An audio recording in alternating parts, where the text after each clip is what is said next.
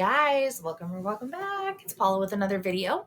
Today is Transfer Tuesday. So that is when we take a look at our current financial goals and see what transfers and progress we've been able to make towards those in the last week. So we have quite a bit of different sources coming together for this Transfer Tuesday.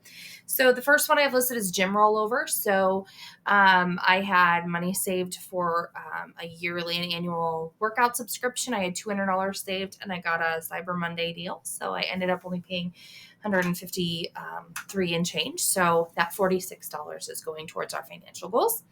I had cash rollover this pay period, our 12 donuts dollars plus my $50 for a pedicure that I opted not to get, plus $5 from eating out is $67 in cash rollover.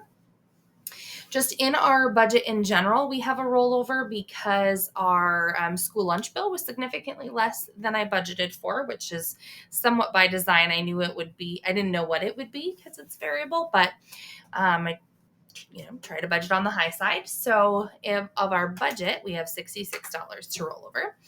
I had put some money in a SoFi high yield savings account because they had a promo or had something where I could get a higher interest rate than what I'm currently getting from Ally, which is what we is our current high yield savings account where we have all of our money. And so it was only in there for about, half of a billing cycle before it paid out. So that paid out $5.97. Reimbursement for gifts. So one of the councils, child abuse prevention councils that I'm on, adopted a family for Christmas. And because I'm local, I usually end up doing some of the shopping. And one of the places that I did some of the shopping for this family, I used a gift card to purchase that. So most of the shopping that I did for the family, when I was reimbursed, it had to go to pay back the account where I took the money from. But the portion that was put on a gift card just comes back to me, and I'm choosing to put it towards our financial goals. And then there was a little bit of plasma income this week. It should have been more, but I made a purchase with part of it. And so the part that I'm putting towards financial goals today is $86. So that puts us at $315 that we get to carry over into our goal spreadsheet. And here we are in our goal spreadsheet. So if you've been here for any point of time, I keep actually changing this and playing with it a little bit as I, get ideas and whatnot.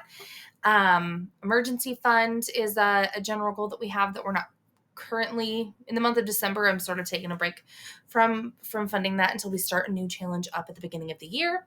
Our debt, we are focusing on paying it when we get paid until this trip that we're currently funding is funded, and then the HELOC will be the next main focus. So the main goal, what we've been working on, is fully funding a trip to the Dominican for our 10-year wedding anniversary.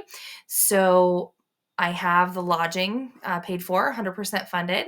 Coming down to flights, I'm working toward the $2,060. Coming into this week, I had $1,531 saved.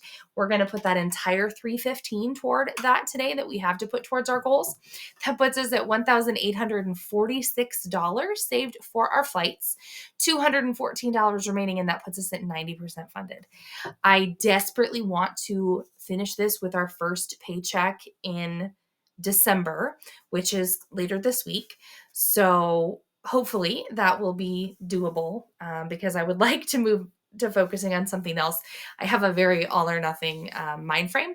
I was talking with some of my coworkers about that today because I'm not the only one that has that. I know that it is a thinking error. I know that it's not a healthy way of whatever, but that's just something that I'm, working on my own. So we are 90% funded with that. And then I know that I have, after that, $55 is what it will cost for us to park at our fairly local airport during the days that we are gone. So those are the main expenses that I have that I'm budgeting for that trip, which is not till next fall.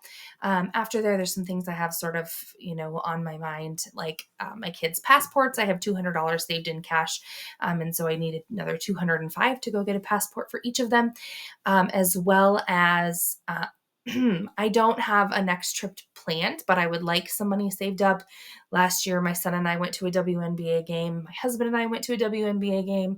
Um, I'm a big sports fan, as are my littles. My in-laws live in a southern state. I would just like some money there in case we do decide to do a summer vacation or a trip of some variety. So there is a little bit of money there. So I will start working toward that after this. But I will continue to fund travel with the 100 envelope challenge. I will not be saving for it with the intensity that I have been this last 6 weeks or so, hoping to move that intensity into our debt. I know that is something that I struggle with, and I don't imagine that I'm alone in that. It feels like, oh gosh, after sinking funds and whatever else, it's just hard to find extra money to put towards debt when there's other things to put it towards. But when I'm trying to fund a trip to the Dominican, I'm able to come up with a lot more money to put toward it. So interesting, that motivation and why it's easier in certain circumstances. So anyway, that's probably a different video in itself, but those are our transfers for this week. So I would love to hear yours. What goals are you working on? And did you make any progress this week? So I will see y'all next time. Bye.